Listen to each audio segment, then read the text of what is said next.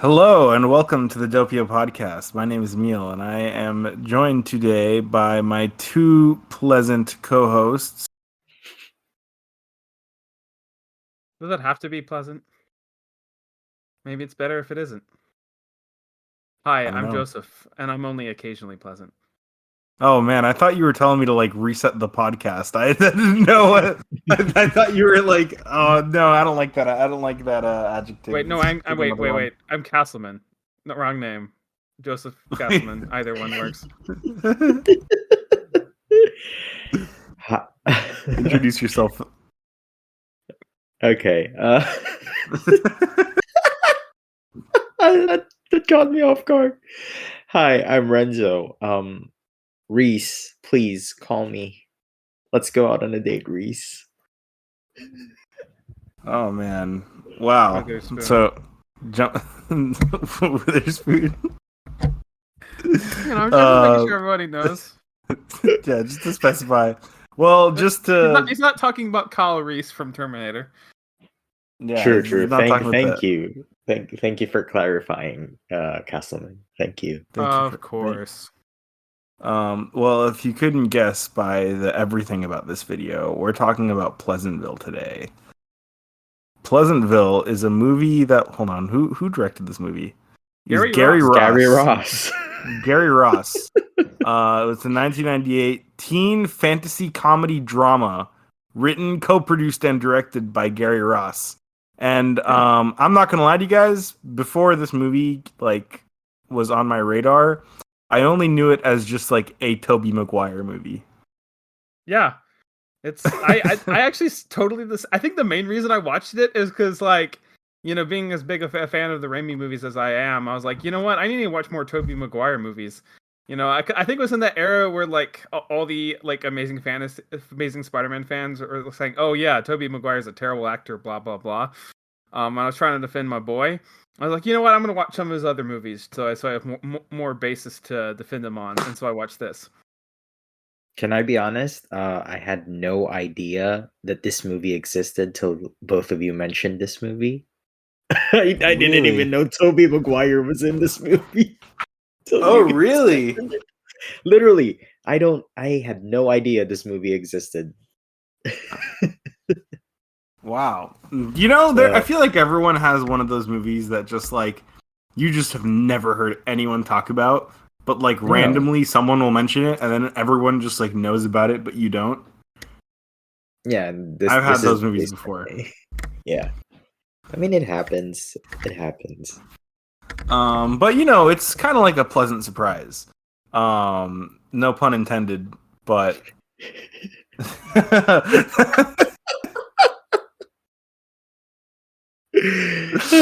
How many times are we going to say pleasant in this episode, huh?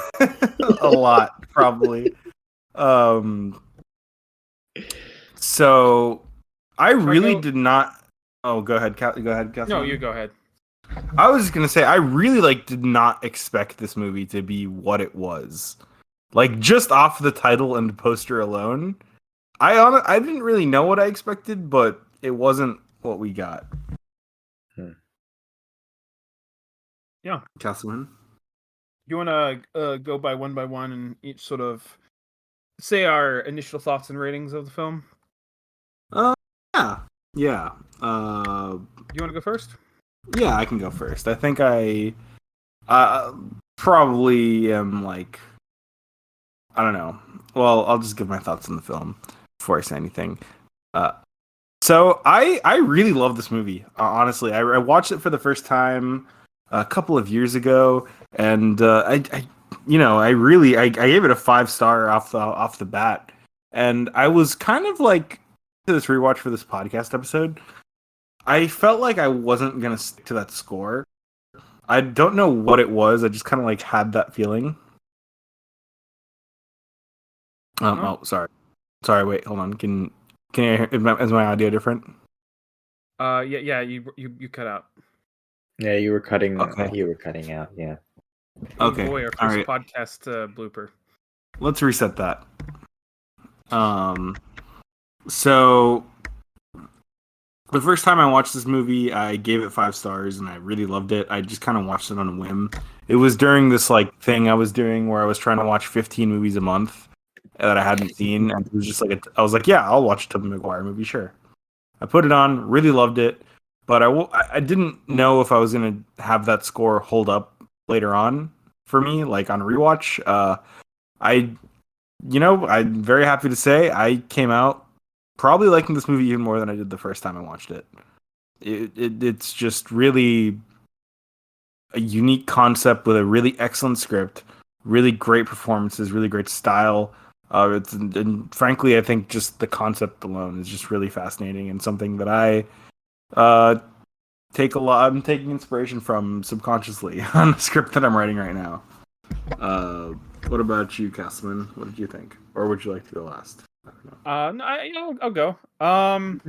So yeah, man, like, so this is the first time I've watched this movie in about 4 years, I think. Because yeah, I saw this once in high school. I saw it back in 2019, and saw it. Here I am watching it again for the first time in 5 years, actually. Jeez. Thank you, Letterbox rating, Letterbox diary system for letting me know when I've last watched movies. And I'm the same thing. I was like wondering, is like, will the 5 stars hold up? And I think actually there's like this moment, like 40 minutes in the movie, is like, yeah, this is still 5 stars. Like this is still 100% like. I can go into like so many amazing like aspects for this film. How creative it is, the technical stuff, but yeah, no, this is it's my favorite movie that came out in my birth year, which is 1998. It's one of the, and it's honestly just, I think it's definitely a movie that I will always come back to every now and then, and always get a certain thing out of it that really, really inspires me, and just it's a really creative, fun movie. I give it a movie tote bag. A movie tote bag. What about you, Renzo? Oh boy. Well, yeah, first watch, first time. Big surprise. I had no idea what the plot of the movie was, so this came in as a pleasant surprise. There you go. Another I, one. I will say this is the third Gary Ross film that I've seen, to my knowledge, I think. Because the first one that I've seen was Hunger Games from Gary Ross, and then he did the Ocean's 8 film, which wasn't particularly good. So now having seen Pleasantville, I will say that this is his best film so far that I've seen from his works. Yeah, honestly, the concept is like pretty good, and like I've seen like letterboxed reviews with Pleasantville, and they've said, oh, like this is like better than WandaVision, or is this where they based WandaVision, their ideas of it all? And I could see why. And it's very creative, and Toby Maguire, like, come on. The dude's great. What more do we expect from Spider-Man? Come on. But I was yeah. I mean, yeah, I don't have this movie at 5 stars, unfortunately. I will be honest. I do have some I'm pretty mixed on some aspects of this film, but overall it's a good movie. I can see myself watching this movie again. So 3.5 so far. All right. Okay, I gotta ask Renzo. So, what kept this movie from like going above the 3.5 star mark from you? Like, what did you not like about the film? Okay. Or I guess what should I say? What didn't resonate with you? Okay. I kind of feel that the racial implications or allegories of this film are kind of awkward, in my opinion. Hmm. Um, maybe it's just me, but yeah, it feels very awkward that I don't even see like. I mean, sure, like it's set in the 50s, so it's probably going to be more focused on um white people. Um, But for me, it was just like it felt really weird and it felt really awkward. But I will say, like honestly, all the actors did a great job. They're all perfectly cast. That's what I like about it. I mean, William H Macy in this movie, like I can Yeah. understand why you would even cast him in this movie. He really portrays the sad the sad dad. He Yeah. perfectly encapsulates that. I was like, that's perfect casting right there. Um, So with the whole racial allegory, I yeah, kind of feel okay. like it's more than just that. Like Yeah. definitely it is intentionally sort of drawing your eyes to the direct parallels there. But Mm, like I feel like this movie to me is it's like it is so much more than just sort of like a Jim Crow South racism type allegory. To me, the movie isn't about like, racism or bigotry, it's about change. I think mm, that's more than anything. It's about change and people who accept change and people who can accept change and sort of how that can be conflicted and how some people will change in completely different ways than how they would ever expect to change. Um yeah, it's like doing a lot, and I can understand why how like the racial stuff feels kind of awkward because it is a bunch of white people, but at the same time I think it does make sense for why it is the way it is. Specifically because okay, so this movie is very much at first glance it feels like it's nostalgic for like the old sitcoms you would see in like the 50s and 60s, right? mm, Um, and I will say I think what really sort of resonated with this about this movie because I grew up with that. Like I grew up with parents who would often have on like TV Land, and so okay. often against my will I had to grow up with shows like Leave It to Beaver, and Father Knows Best, and the Andy Griffith Show. I like the Andy Griffith Show, who, of course, in this film, Don Knotts, who plays the deputy on the Andy Griffith Show, is the TV repairman. Um, Mhm. and so it's interesting because this movie, another thing I think this movie is about, Mhm. it's anti-nostalgia. It's a movie that's directly against nostalgia. Like at first glance it feels like it's nostalgic for all those old TV shows of the 50s. It's like, oh imagine of all going back to like the simpler time to when all these things weren't so complicated. Don't you wouldn't it just be nice to go back to the 50s? And because like 50s nostalgia was a huge thing in the 80s and 90s because it's like, oh, look how simpler things were. Reagan, like Reaganism and all this thing, we're like looking back on the 50s as a fun time. The 50s sucked if you weren't white. The 50s sucked if you weren't a male.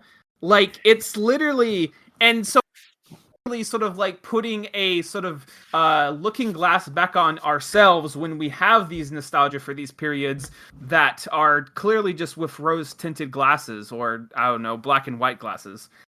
Yeah. Very good point, Castleman. I'm pretty much there with you on everything you said. I think the terminology that they use is meant to be, I'm not going to repeat it, but it's meant to be very intentionally uh, emotionally evocative. Like you see the word they use to describe the people that got that felt their emotions and that went through the thing. Like it's meant to make you feel like a certain type of way just looking at that word. Mhm. Because it does bring back so many memories, and I guess it is just to show the divide in how um the people in the TV world view like the more conservatives read, the more I guess liberal leaning free spirit type people in the film. I think I think it's a really interesting technique or interesting way to portray that. Hmm. And I mean, but I could see why you would have a problem with it. I could see why I could see how it could be seen as that. But also going back to the anti-nostalgic themes, like yeah, it is really just breaking that.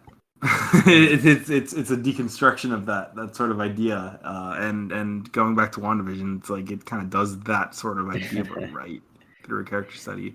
And I'll take this over WandaVision, definitely. yeah, 100%. Any day. And I want to just say one of my favorite scenes in the whole fucking movie is just like when Toby is he's like the only person in black and white, and he's just like really fucking sad because he can't be in color. mm.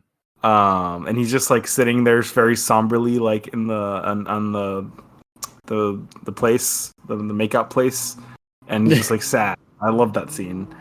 Also, He's I just think like this- me for real. He's just like me for real, yeah. Dude, can we make that meme as just like me for real? Because I mean, with this and now the Toby and the Sam Raimi trilogy, I mean, we have so many just like me for real Toby moments. Oh yeah. Oh my Um, god. And just on Toby, like man, I can really see why Hollywood saw this movie and was like, yeah, that's Spider-Man. That's Peter yeah. Parker. Let's go. Like that's and the last name in the movie of the family in Pleasantville is Parker, so it is kind of Dave- perfect. David Parker, that's the character Yeah. name. Yeah. Dang, I did not know that. So Wow. Yeah. there you go. You I mean, know, a lot maybe- of a lot of Peter Parker actions are in this one. So Yeah. Well, in terms of the character of David, Tobey Maguire's character, he has a fucking great character arc, I think. Because like Yeah. that moment at the beginning, like you sort of find out he's so like sort of obsessed with this sitcom because clearly he has like a very split family. His life, he doesn't see life as happiness. He's basically has to go to school every day and is told about how fucked up the current world is. And like so his only resort is the nostalgia. His only resort is looking back at all of this stuff. And when he's first there, he's trying to keep it all together. Well, of course, his sister is trying to go off on a different path and trying to like shake it up and everything. And it's interesting how their paths, like by the end of the film versus when they start, they the one who ends up staying in Pleasantville is not the one who you'd expect from the beginning of the movie because they both Yeah. so much. Yeah. And the really interesting thing is like it's interesting because he like everyone else turns to color and they change based off of certain things. And like he does not really take a change and change into color until he makes a specific stand because the entire film he's like trying to push back against the change. He's trying to push back against like, hey, maybe you shouldn't think about that anymore to Jeff Daniels. He's like, maybe it's only when he begins to accept the change and really understand it and finally take a stand for what has been changing by punching the guy who's harassing his mother. That's when he truly like can become his next I guess evolution, like a Pokemon. Like it's it's like it's and like by the end he's the one who's like trying to convince everyone that this change is good, and this like and like this experience genuinely changes him because he's like, yeah, I could stay in the that I've tried to that I've changed so much, but I want to go back and try and fix what's behind. I want to go. I mean, what Also, go ahead, Renzo.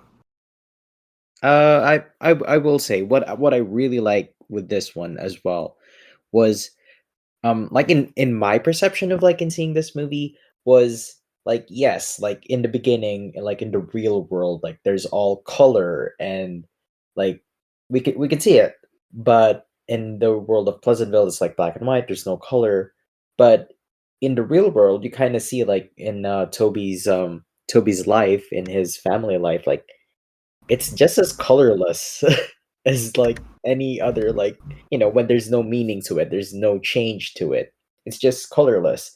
But having learned like all of his experiences in Pleasantville, like I kind of see now, like, yeah, like you said, like why would he actually leave Pleasantville? I that's like in a way that I could see that, you know what, he's gonna add some color into his like like future, like with his mom. Like his mom probably feels like not even like having the best colorful life, and he's probably there to be there for her and, you know, try to make a change as well for the better. Well, I think another really important point to add on to Castleman's point that you just said is that the start of the movie is that, you know, his mom is going through a divorce.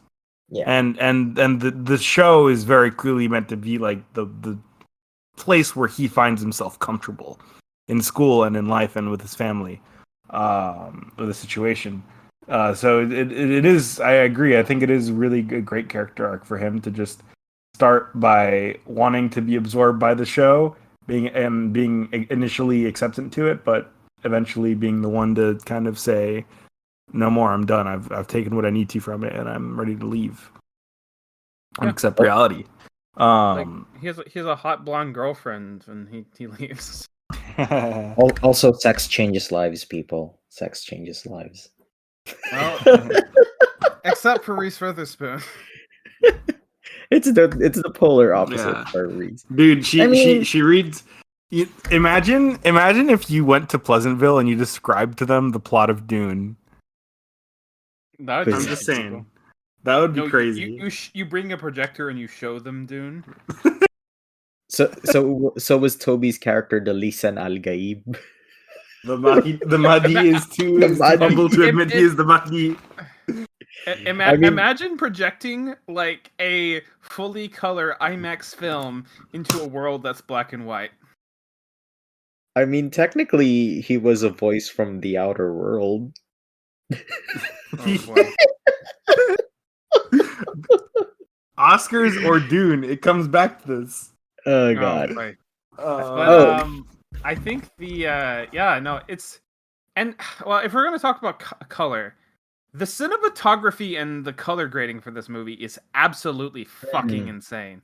oh yeah. Like it did like when like the you know for you go into black and white and you sort of like getting accustomed to it, but when like those first like drops of color begin to sprinkle in, and they look amazing. Like I was like looking really closely to see if any of it looked kind of shitty, and it just does not. Really. Yeah. This is a movie dripping with sauce. Yeah, It's got the juice. It's got the juice. The Gary Ross juice. Oh There you yeah. go. One of the most striking images to me in the film was right after the scene we were talking about earlier, where Toby punches the guy that was like messing with his mom, and you see the blood on his face, and the guy in black and white. Very small moment, but I just think that, I don't know, like, was that a moment where his, like, you know, these people they turn to color when they feel like intense emotion, or they feel something that pushes them over that limit to kind of change themselves, as Castleman said. So just watching that scene again, I just thought, like, is the blood of the people in Pleasantville red all the time? Or is it only, like, if he hadn't gone through what he went through, like, would you see his blood as gray, or would you see his blood as red? I don't know. That was an interesting thing to me. and I mean, just thinking back forward, like that guy probably never bled before that singular moment. Yeah, exactly. True. I was like, you know, what if you go to Pleasantville and get like a blood test? You know, you got pleasant type blood. The only thing at the doctor's office at Pleasantville are tongue depressors. Tongue depressors. True. What was the one of my favorite things about this movie was the score. And I didn't even know Randy Newman did the score for this. Randy Newman, Toy Story. It's like, that You was got a friend in nice. me. Yeah, no, it's a good score too. Yeah. Like and like I feel like most of the score it doesn't really sound too much like Randy Newman until like the piece at the very end when like, you know, the mayor's turns color, and like that and like that sounds like something that could be in a Toy Story film. Like it very much fits. And I like, technically I think this movie's incredible. Like it looks so good, and like there's such a great feeling to it, and like it has it has a genuinely amazing cast throughout, and yeah, I think it's for me it's an all timer. I really love this movie. I'm with you. And one thing I will also say, I think the pacing of this film is very strong too. Like well, whenever I watch this movie, I just kind of like whenever you get pulled into the second act, like they're kind of deep into Pleasantville. You just don't see the TV repair guy for a while, and you just get really absorbed, and you kind of forget about the beginning of the movie. And just whenever I see Don Knotts in that scene where let's call him Peter, where Toby comes back to the house and just sees him, it's like always like a little bit of a jump scare to me. I have a question with regards to the TV repairman. So he was basically stopping like Toby on like changing the canon of the show, right? And then by the end, he just let him be. Like, so I'm kind of confused on that. Can you guys like elaborate on like, because by the end he just left the house and he kind of felt like satisfied that he's back home. But wouldn't he be also pissed off that his sister actually stayed there? I do feel like that is sort of like one thing that the movie leaves a little bit open, so I can understand why that would be confusing. And like I think when I first saw that, I was like a little confused by it, but for some reason it's just never bothered me really. Like the TV repairman's like little his role. It almost feels like there was the final scene with the TV repairman that they just sort of cut because maybe it just pushed like the envelope too much. Because like they don't really explain like what the deal is with the TV remote. It's just basically a method for you to get inside the TV. Like I feel like a modern movie would like go into the mechanics about why the TV remote, where it came from, and why it works that way. I kind of like that they leave it more ambiguous. I was gonna say this felt like a Twilight Zone episode, and in a Twilight Zone episode, you never question the mechanics; you just accept it. Yeah.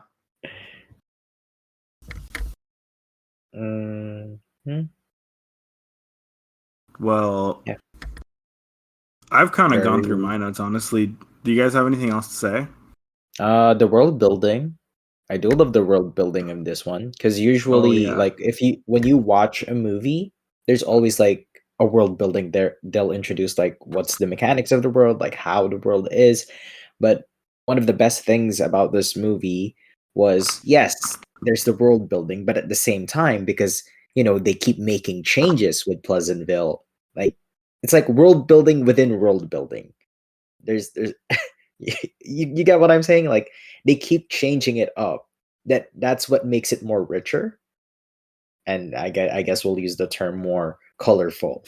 So really, really a unique experience. And like this is one of the rare films where I do feel that the world building is truly unique. And I respect that. And I admire that actually. I mean, this is just a really unique movie because like it's so interesting because like did you know this was the first time that a movie was created by scanning and digitizing like film footage for the purpose of removing or manipulated colors. Like everything in this movie was filmed in color, and like they had to like do all these weird scanning materials that had never been done before. And it's such a key part of the movie, like to be like it's such a key part of the material just to be able to achieve that look for the movie. And figure out like, okay, how are we going to be able to shoot this fascinating idea. And so I really, really appreciate how much work went into that. And it is interesting to think about the world building because like as I was watching this, I was thinking like, okay, so all these characters, like it's like they only existed within TV episodes. So like if it's like they don't exist if the TV episode when the TV episode ends basically.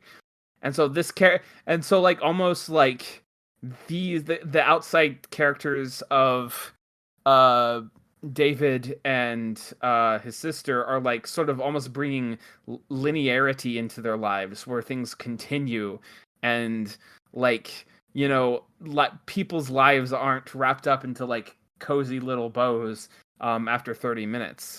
It's interesting because like it's like if you don't see proof of it, then it just happens, you know. Then it doesn't exist. Like the books are blank because I presumably in the show nobody opens up a book, because why would they? Yeah, it's yeah, no, it's great. It's all cognition. At least that's how I interpreted it. It's all cognition. It's all in your mind. The mind is a very powerful tool. Yeah, and I mean, well, it's very much about how it's not, this is not a movie about the 50s. It's about the idealized pedestal that some people would put the 50s on, because the 50s was not like this. Of course, the 50s had uh-huh. all of these major like changes and revolutions and like turning points in history, but that's not the part that was like immortalized on old sitcoms. The old sitcoms are like, oh, let's immortalize this perfect two person family with a picket fence and two children, and it's that whole idea of like this perfect family, perfect life. It's perfection is kind of a, when you take the concept of perfection too far, you inevitably get something like genuinely terrible, I think, because perfection means having to exclude certain elements from your life often.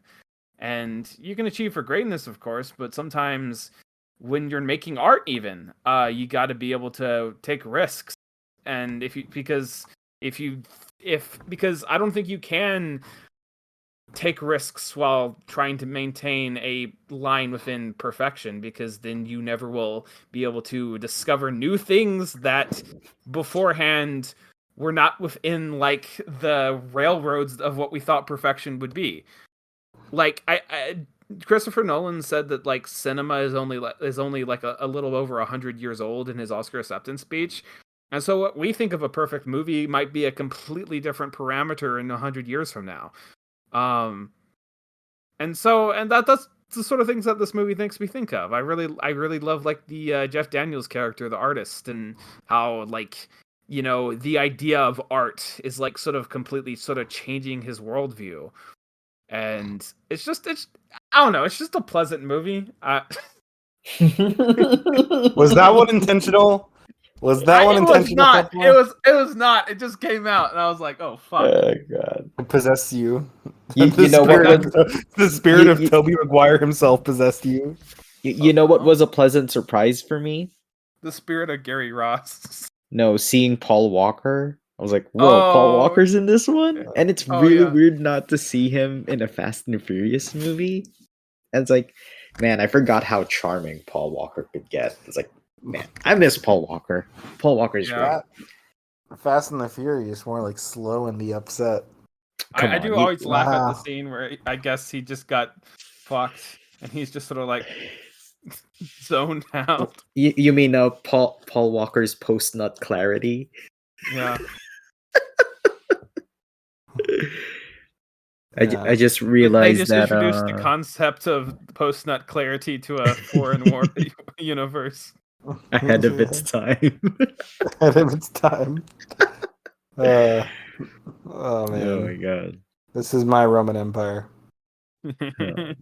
This is my well, it's just interesting because like people can say like, oh, there's things about this world that don't make sense, and that's kind of, it all feels weird, it feels off-putting, it feels strange, and yeah, the racism allegory does also feel strange, but for me it's always kind of worked because it fits within this otherworldly like bizarre universe that was created for this thing.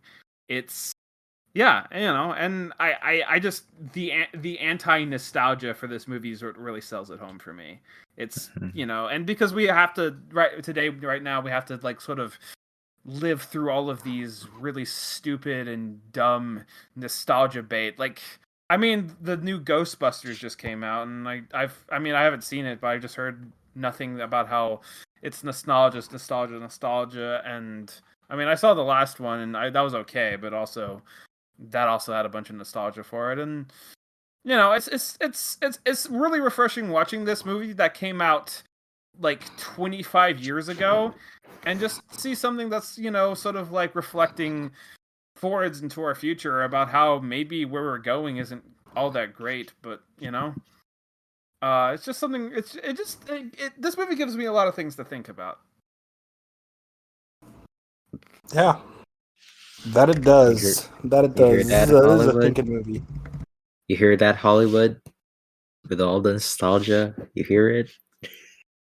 They can't hear the music. Oh This is a boy. movie for the time we live in. Oh, God. Hopefully the member berry era of our society is over. I don't know. Ghostbusters. I hear Ghostbusters after what's it called? Frozen Nuts. Like that's not the title. I want to say that. I Frozen mean, we're gonna. nuts. I mean, we're gonna This- have what is this, another. an Ice Age movie? Like, I mean, we're I think gonna have I got it another mixed up with movie. post nut clarity. Ghostbusters post nut clarity. the post nut clarity is realizing you shouldn't have gone to see Ghostbusters. I mean, and aren't you we should have getting stayed home and watched another? Pleasantville instead. Aren't we getting another movie that has nostalgia in it again this year with Deadpool? Apparently. Yeah, So man. here we go. More You know, nostalgia. hey, but you know, it's not something that we need to.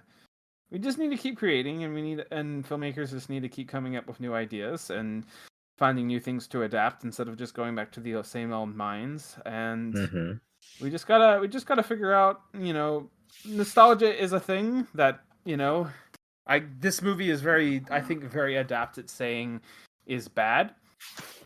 And like, because like the more you sort of delve deeper into what we feel nostalgia on, the more you realize that what you feel nostalgia for was never real in the first place. It was just, especially when you're nostalgic for specific times. Yeah, it's People never are gonna more feel life changing. people are more nostalgic for the way they felt in a specific time versus how it actually was. Mm. Yeah. No, I guess that's the nature of humans, right? We kind of just we hold on to the feelings, and sometimes we care about that feeling so much we let it overpower our logic, and we do what we want and not what we need. Yeah. We live in a society. I mean, I feel like we're getting into an era where the movies we're getting are fresher and more Mm-hmm. interesting, and Yeah. I think way more exciting in terms of, you know, a biopic about the guy who made a bomb won like 7 Oscars and made $900 million. So Oh yeah, dude, I'm so hopeful for the future of cinema, and 2023 kind of proved that in terms of just how many great movies came out and how many movies are still great coming out. And hey, you know, we make movies, Hollywood. You know, we're coming. Yeah, Um, let him cook. we Let him cook. We're on our way. coming in, we want to have original ideas like Gary Ross had for Pleasantville. Exactly. This movie was a pretty original idea. Like, imagine if this movie was actually about an actual TV show that existed, instead of taking the idea of what a 50s sitcom is and using it to subvert an entire, you know, type of what something can be. Yeah. Did the WandaVision crew ever mention Pleasantville when they were making the show? I wonder. Right. That's a good question.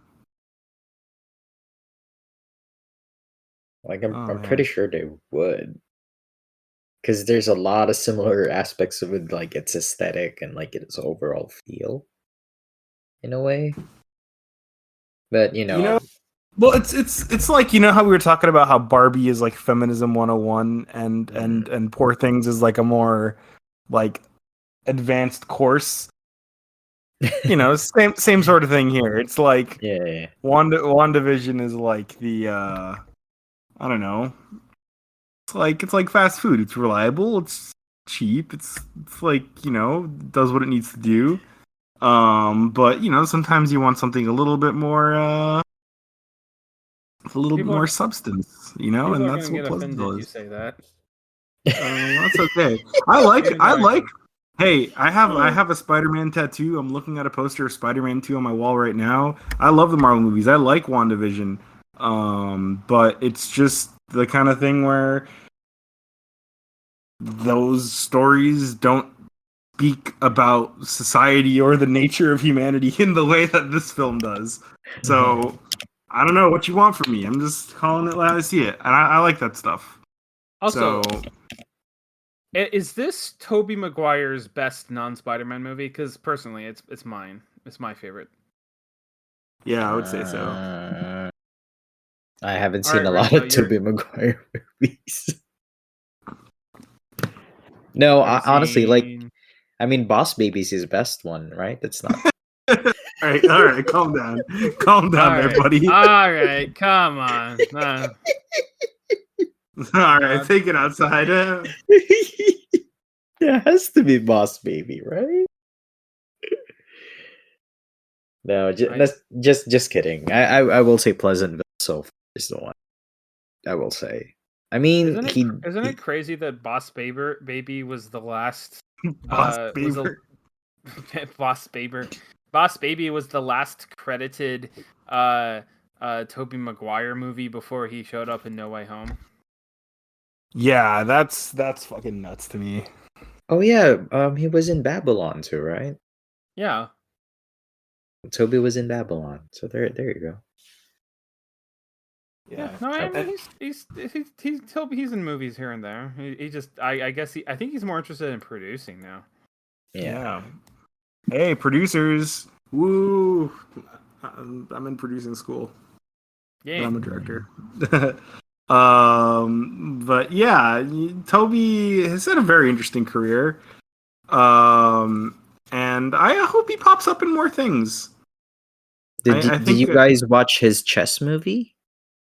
Pawn Sacrifice? I actually have not. That one. No, I haven't. Has a Is that the one with the clip? Yeah, like that was today. Has a 3.3 average on Letterboxd, actually. Yeah. I will say I think this is some of Toby's best acting. That he's done. This movie, Pleasantville. Like I think this is some of his best performances. I don't know. Well, at the same time, he definitely does. This is the role that got him Peter Parker. Yet it still feels different from Peter Parker, which I think is important. Oh yeah.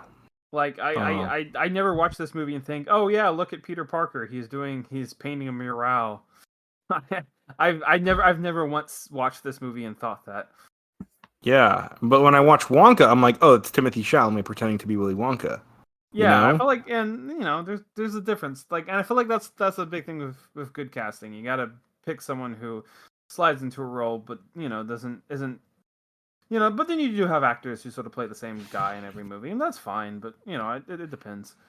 Yeah, but I think that's about all I have to say about this film.